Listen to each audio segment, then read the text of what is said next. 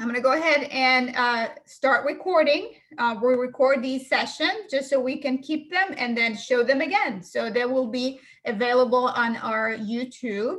I will ask you to mute yourself, please. Just so and I'll mute myself, of course, very soon. I have a child doing school. There's a dog that might bark, all kinds of things. So I usually just mute myself. And then just make sure that you visit our website where we keep all of our, or most of our Munch and Learn sessions there. If you missed one or there's one you want to go back to, please visit there. So what we're going to do today, as always, we're going to have a wonderful talk. And then throughout the talk, please, if you have any questions or comments, please add them to the chat. And you can find your chat at the bottom of your screen. There's this little a bubble that says chat. You can enter your questions there, and we'll kind of go through those at the end of our session. So today, I think I'm really happy to be here, but I'm also really happy that I get to do this with Jimpsie Ayers. So Jimpsie is the featured artist right now at Mallory Wurzburger Gallery at the Dixon with her show called Learning to be Astonished. I love that title, first of all, because we do need to learn how to be astonished a little bit more. And this exhibition will definitely do it for you, I promise. So here's a little bit about Jimpsie. So as we get to know her, Jimpsie Ayers is a Memphis landscape painter. She has interpreted the rhythms of color and form that define a region for many years here in the Mid-South. As a young artist, she delved into different art forms such as stained glass, murals, and hand-painted fabric, always drawn back to her true love, painting. In recent years, Jimpsie has discovered the joys and sorrows of plein air painting, or painting outside from life. She has shown her work both in our region and in California. Jimpsie's work can be found in the collections of public institutions and private collectors throughout the country. You will fall in love with these paintings. I promise you. If you haven't seen them, I really encourage you to go see this show. It is fantastic. So from our screens, our Brady Bunch screens, I urge everybody to give a big virtual hand to Jimpsie Ayers. Thank you. Thank you. All right, I'm sharing my screen. Let me make sure I'm doing this right. Sorry, you guys, bear with me. I didn't want to do it too soon. Okay. There. Thanks so much for coming to my Munch and Learn. I really appreciate it. I'd like to first give you a little background about how I wound up where I am. I grew up in Arkansas on a farm with my sister and brother. It was out in the country, and so we were our main playmates and the animals on the farm. Well, I love horses. I always have. And as a little girl, all I wanted to do was play with horses. Horse toys, movies, books about horses, everything had to be about horses. In fact, that is how I knew myself to be an artist when, I don't know, 4 or 5 years old. I realized that was the only way that I could really express how I felt about these animals, was to draw or paint them. So fast forward to the 70s, back when the earth was cooling and I entered college. I was looking forward to some rigorous realist instruction. Of course, I could never have put it that way. But with the exception of one really great drawing teacher, all of the professors I encountered were espousing the virtues of abstract painting. All the cool kids were doing it, so I thought that seemed like a good idea. I was very much the kid who, if somebody told me to jump off the Mississippi River Bridge, I would happily have done it in order to be a part of the Kanyashinti. As a young woman in Southern California, I really haunted the Laguna Museum of Art. with its beautiful collection of California Impressionist paintings. So firmly entrenched was I in my college experience, however, it never occurred to me that I could go outside and paint the landscape. Actually, I thought the idea of putting on a hat and traipsing around with a portable easel seemed embarrassingly trite. If you can believe that, I'm still trying to get back and paint that gorgeous coastline. So moving back to Memphis with my small children and husband, I began to reacquaint myself with the Delta. The planar shapes, the starkly beautiful landscape in winter, the lush greens in summer. I remembered what I had known in the deepest part of me. Here in the South, we are connected to the land in an emotional way that sometimes fills me with yearning. We are really a part of the land. Therefore, our move back to Memphis provided me with a break that was only partly geographic. It's hardly surprising that artists living and working in Memphis at some point play around with tree forms or maybe paint trees, surrounded as we are by forest. I'm certainly no exception to that. I quickly began to paint and draw the Southern landscape. And for me, my Midtown neighborhood was an inescapable part of that viewpoint. I painted this way for many years until I hit a fallow period, as will happen. So I took my sketchbooks and I went to a mentor and teacher, Fred Burton, who told me that I should get outside. As a landscape painter, he said, it's really the only way to remain fresh. And so that's just what I did. I work outside with a couple of friends, and we can't get over this great way of working. Whereas before we were isolated in our studios, now we go out into the landscape that we love. We're together, we talk about art, and at the end of a painting session, which may or may not be successful, there's lunch. It's a bit different from what the abstract expressionists taught us. You know, poor ventilation, misogyny, neurotoxins. Now, let me just make a disclaimer there. I have many friends who are fine abstract painters, and I appreciate and honor the work that they do. But if you were in college back in the day and you were a woman, you know exactly what I'm talking about.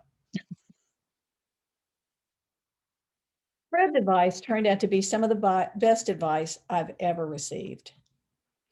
Since embarking on this quest to learn the discipline of plein air painting, I have learned more really about painting, the mechanics of it, than I have since college. Color handling, editing, composition.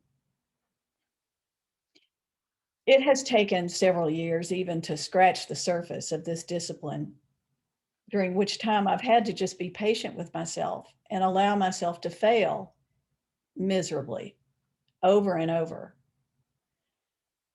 But the good advantage to repeated failure is that you are required to cultivate beginner's mind at some point. That is the reason that I do love to experiment with different ways of working and different media. It forces you to really focus on the fundamentals of your practice and what you really find important about making art. For those of you who geek out about such things, and I'm one of them, I use a limited palette every time I go out and to paint in plein air. I set up my palette exactly the same way. And if any of that seems overly fussy, I gear it that way because I don't want anything to interrupt my flow state, least of all some stupid, glitch in my routine. So the colors I use in order of appearance are burnt sienna, yellow ochre, cad yellow medium, cad yellow light or lemon, phthalo blue, ultramarine blue, alizarin crimson, permanent red rose, and a Williamsburg color called Fanchon red, beloved of me because it doesn't flatten out when mixed with white the way the cadmiums do, but it is a warm red. For whites, when I'm outside, I use titanium zinc white.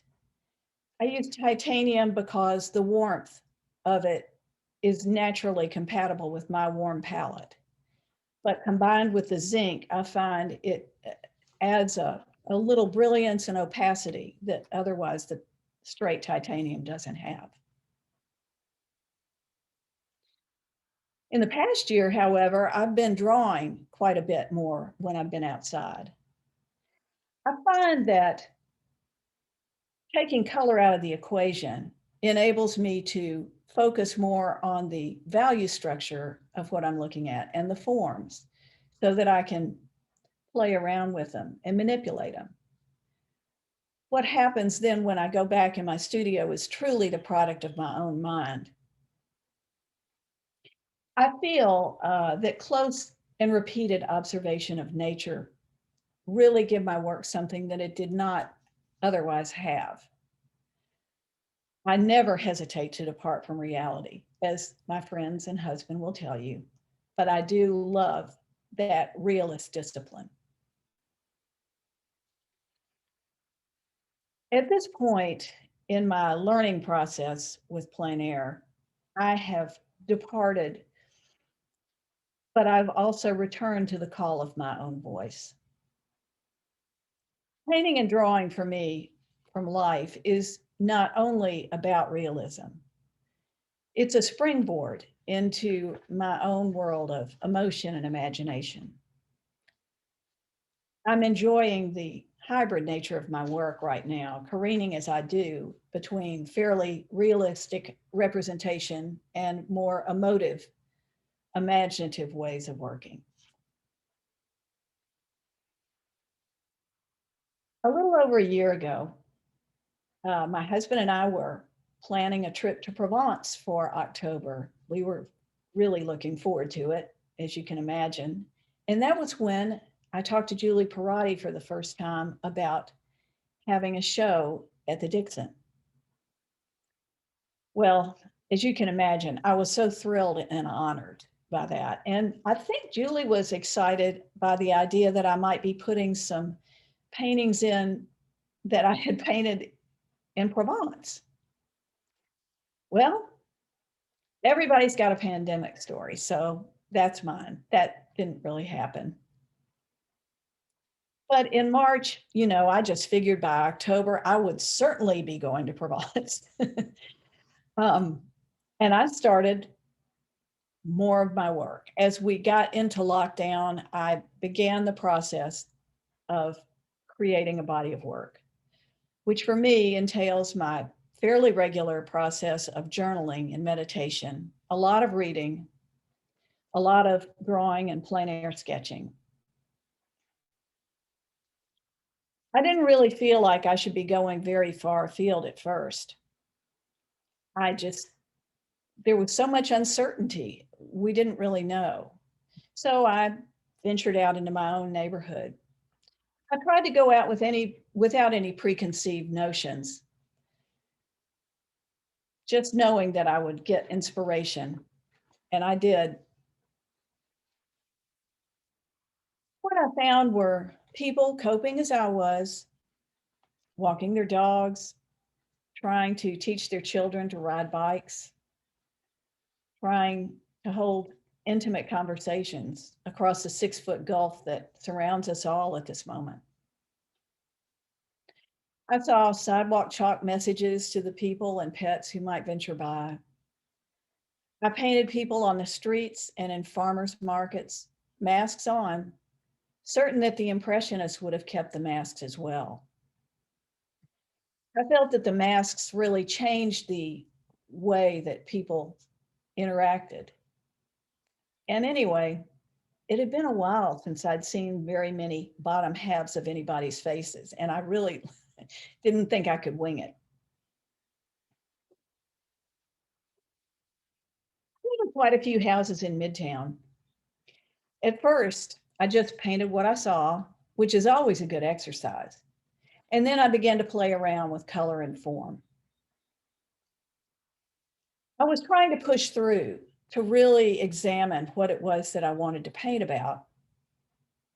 And then I started to experiment. Color changes everything, and I felt like it might be interesting to have some fun with it. It sort of became a line in the sand for me. I really got tired of painting houses in house colors. So as I experimented with different iterations of unusual color, I was thinking about the work of Vincent van Gogh. How I love his work. His way of painting and looking at landscape have influenced my way of working since I first really started to learn to paint in college. And I know without being told that he was seduced by pigment as I am. Sometimes when I load my palette, I just am overwhelmed by the potential of all the color. It takes my breath away. When I felt I could venture a little further afield, I went to my friend's dock at Horseshoe and painted the cypresses in the late afternoon. And I painted the cathedral, Immaculate Conception. Of course, I painted the cathedral. I love its facade. I love the way Belvedere Boulevard dead ends into it, creating a natural focal point for our neighborhood. I wanted to paint it at the sunset time of day because the light is so wistful. It's sort of my Rouen Cathedral. I think it's so beautiful, and I've painted it really at different times of day, under different conditions for a few years now. I love changing up my palette to suggest different times of day. Clear, cool, strong colors in the morning, warm shadows. And in the evening, orangey, muted, warm colors with purple shadows. And of course, the compressed value structure and the limited palette of the night.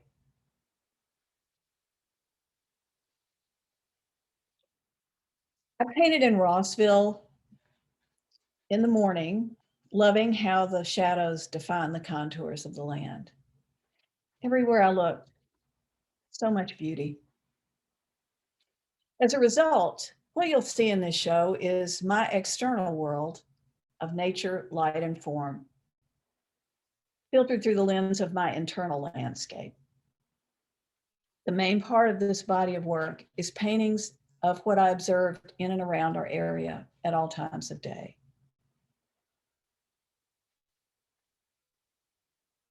We made the decision to show some of the plein air sketches for two reasons, at least in my mind.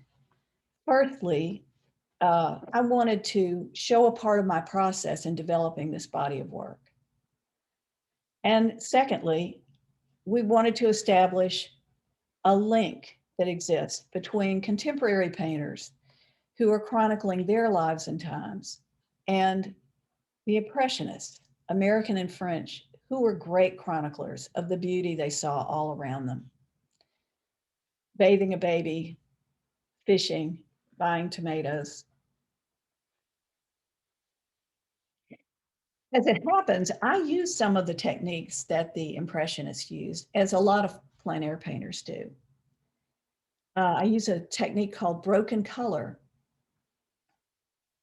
that involves loosely brushing a different, usually subtle color onto the top of an existing color. So in this case, you can see in this pink area, I had a kind of a mauvey gray, and I came over the top with several different tones of pink. I find it lends those areas a texture and depth that you wouldn't ordinarily have, and you also would not be able to mix those two colors together, a mauvey gray and a pink, and get the same effect.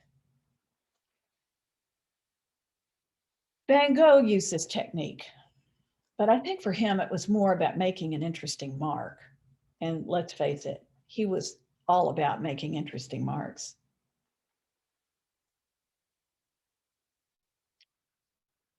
As I was developing the House and Garden series, I was walking past these gardens every day. They were lovely. Tall tomato tutors in the front gardens of these houses, with zinnias massed around the base. Tall sunflowers towering over delicate cleome, eggplant, peppers, all in the front gardens. Finally, I knew I just had to paint these gardens. As I began to work out the composition of House and Garden 1, I started to develop a visual vocabulary because I knew I needed some pretty sturdy compositional elements to make these paintings hang together. I wanted to paint these 3 large paintings to be together and hang together. I wanted them to function as a sort of coda, as a coda would maybe function in music. I wanted it to be sort of a distillation of the rest of the show, an interpretation.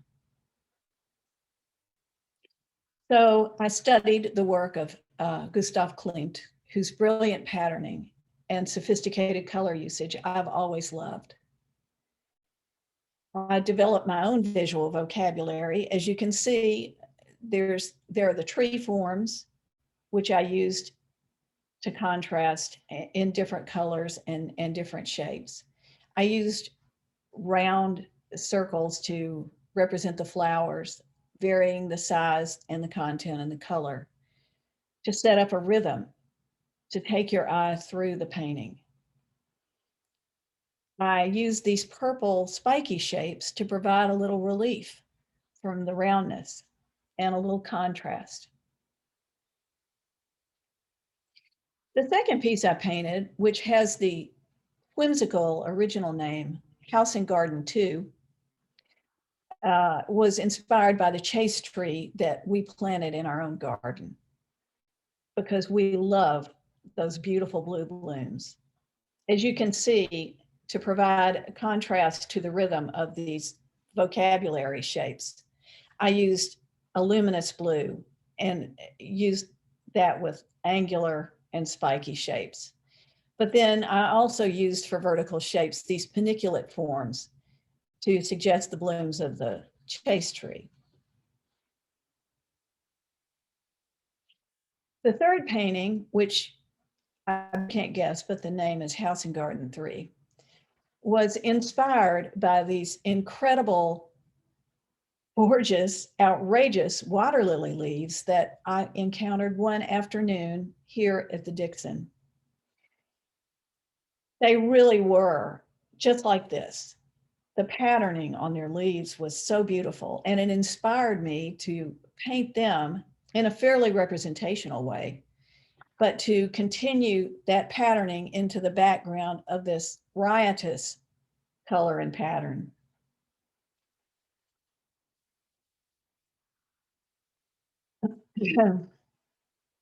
I responded to all these gardens and to the people who loved and tended them. I wonder if you've ever been inspired by the creativity of others. It nearly always works its magic on me. As the work began to coalesce around beauty as a nonverbal truth, I was reading the work of the poet Mary Oliver. She is one of my favorite contemporary poets, so it's natural for me to turn to her work for all sorts of reasons, really. So one morning, as will happen, I opened her 2006 volume, Thirst, to the poem Messenger. As I read, I had one of those singular moments where I experienced every syllable, every word as deeply connected to my own experience and philosophy. It's a wonderful poem. If you're not familiar with it, I hope you'll find it and read it. I believe that Mary Oliver's work and life were so deeply intertwined that one would be indistinguishable from the other, as is true for me. It's always hard for me to verbalize my work because I really do feel that visual art is a nonverbal experience. But if I had to say one thing about this show, what I would say is, look, watch the sunlight bounce off the sidewalk to bloom onto the side of a house or the underside of a tree, whose shadows have now been enlivened by a different color altogether. Watch the light unspool across the lawn of your favorite neighborhood park and feel gratitude. Observe the ways, large and small, in which people express their love for each other. There are so many things in life that make this world magical and powerful. But my practice of taking it all in is to express my love for the world in paint. This is what makes me mostly rejoice. In my experience, the greatest beauty, the most marvelous inspiration, and the best art often grow out of hardship. Even in the really insignificant adversities I've encountered this year, I have also encountered so much wonder and so much beauty. I'm humbled and astonished by everything that we have. And I'm so grateful for you coming to my talk. Thank you so much for joining me. And thank you, Dixon Gallery and Gardens, for letting me have this show. Thank you, Jimpsie. Love seeing these paintings here. I feel like I've looked at them a few times and now they also seem like old friends. So thank you. Thank you for telling us about your process. We have a couple of questions in the chat that I'm going to go ahead and read. Margarita, I've got a yeah. question. Can I view the chat if I stop sharing my screen? Yeah, absolutely. Okay. Mm-hmm. And I will. All right, go ahead. I'm sorry. I don't mean to hold you. Cool. Yeah. So the first question was, I think, from Lindley. She said, you have an interesting way of flattening architectural structures and leaving out detail. Have you always painted buildings that way? No. And sometimes I like to use light to define buildings that are really dimensional. But they're just, honestly, I think you're referring to the cathedral painting. I edited a lot of detail out of that cathedral because that's not exactly what I wanted to paint about. I wanted to paint about the light that ends up in those cupolas above. So. Okay. Cool. And a follow-up to this question, Melanie is asking, that was one of my questions as well, Lily. Do you think that the flattening of some shapes is connected to your initial training in abstract expressionism? Also, what was the name of the red pigment you used that doesn't flatten? The red pigment is a Williamsburg color. Golden bought Williamsburg. Golden? It's either Golden or Gamblin. I have to actually go on their website when I'm ordering and figure out.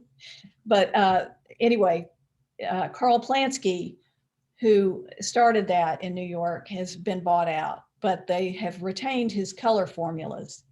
And the color is Fanchon red. And when I noticed, one time I was in Paris and I noticed there's a department store, Fanchon. So I assume that they must use that color, but I really do love it. Cool. And then what's the other part of that? Oh, if you were if the flattening of the shapes was connected to your initial training in abstract expressionism.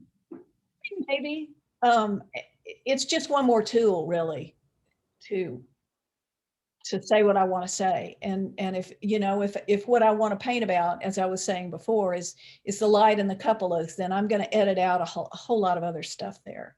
Mm-hmm. Cool. Okay, Julie Brody has a common question. Thank you, Jimpsie. That was beautiful. I got choked up a few times. You produced so much work throughout the pandemic. What was that like? Was it stressful to have the show, or was it an escape, or both? Both. It was both. We, when this started and we were in lockdown, I just could not allow myself to think about what was going to happen, you know.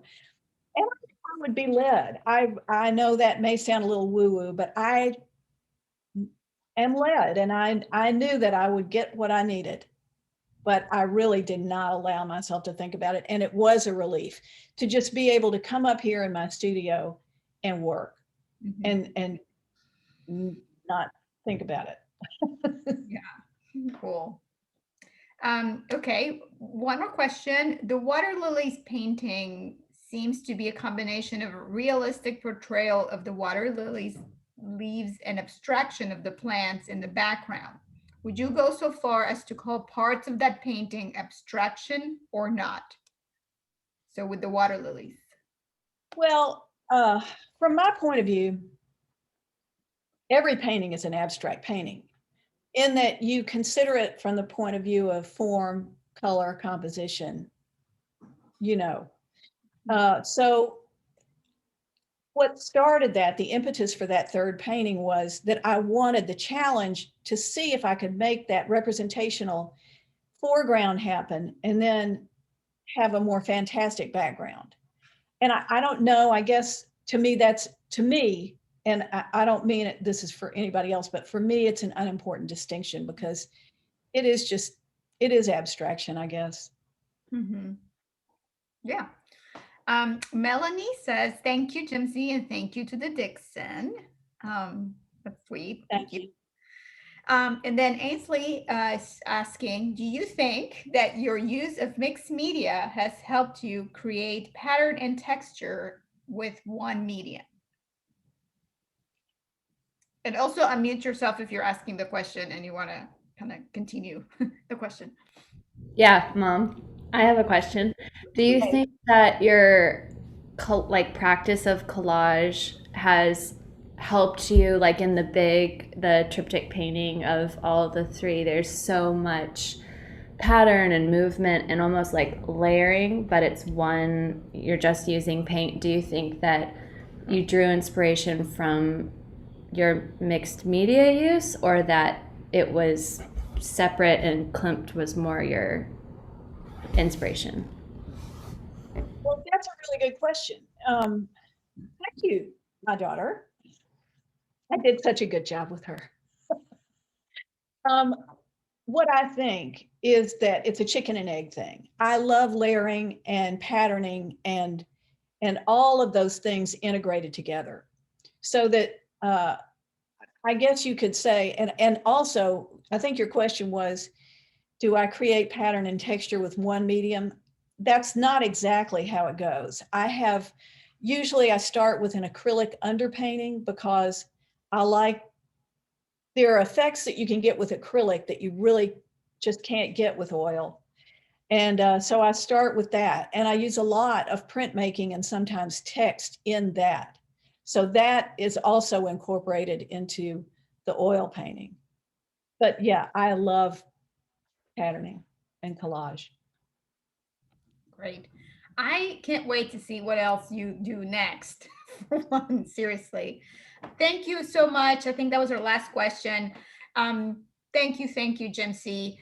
One good announcement here. We have a very limited space workshop coming up with Jimpsie. So if you would like to sign up, it's called Fresh Air with Jimpsie Ayers. We are doing this actually at the Dixon. It's a 2-session workshop. The first session is March 20th and the second one is the 27th. Please go to our website if you would like to register directly. We are limited in space because we want to make sure we have all the safety guidelines in place. It is a plein air workshop, so hopefully we'll have good weather and work outdoors. If not, believe me, we have plenty of windows in the education building. So we're hoping that you can spread the word about this workshop, and hopefully, this is just one of many to come. that we can replicate eventually or do some new ones. So I really want to thank everybody for joining our Munch and Learn. Thank you so much. Thank you for Jimpsie. Please go see her show. I know you're going to see different things now if you already have seen it. And we will see you next week at Munch and Learn, right? See you guys. Thank you so much. Thank you. Great job, Jimpsie. Jimpsie. It was Thank you. wonderful. Thank you so much. That was great. Thank you. Thank you. Love you. Good job. Love you. Thank you. See, it was great. Bye, Miss Thank Jimpsie. Hey, how are you guys? You doing okay? I'm talking to you. Sorry, I'm probably not looking at the right place. Thank you for being. Thank you, all of you. Thank you, Jimpsie. It was wonderful. It was really great. Thank you. Thanks, Jean. Bye, everybody. I'm going to go ahead and end the meeting.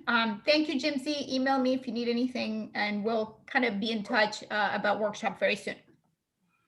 That's wonderful. Thank you so much for all your help. I really appreciate it. Welcome. It was my pleasure. Thank you. Bye. Guys. Bye.